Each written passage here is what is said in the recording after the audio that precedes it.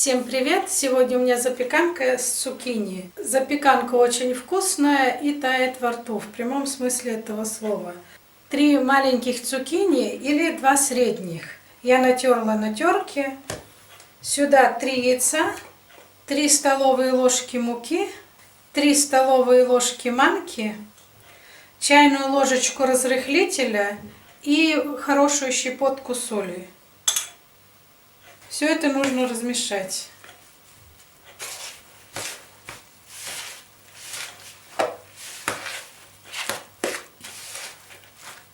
Сок от цукини я не отжимаю.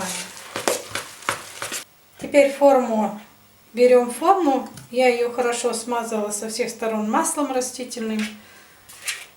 Сюда выливаем наши цукини. Разровнять. Все хорошо разровняли. Теперь наверх я посыпаю вареную колбасу, грамм 50. Колбасу можно брать на вкус. По рецепту еще идет куриное филе. Я беру всегда колбасу вареную, чуть-чуть. Наверх присыпаю петрушку. Без петрушки я тоже делала, тоже вкусно. Теперь наверх выкладываем моцареллу. Моцареллу я нарезала. У меня здесь 3 пакетика по 125 грамм. Моцареллу я выкладываю много, беру много, чтобы полностью вот так вот накрыть.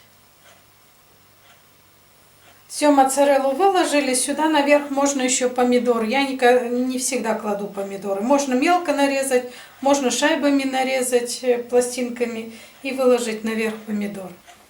Все, запеканка моя готова. Запекала я ее 180 градусов 35 минут.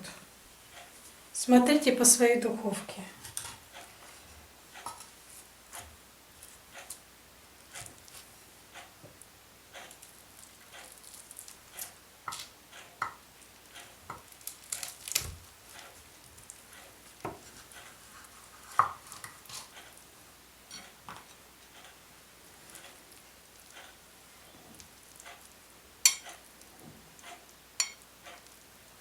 Вот такая она внутри. Она очень мягкая.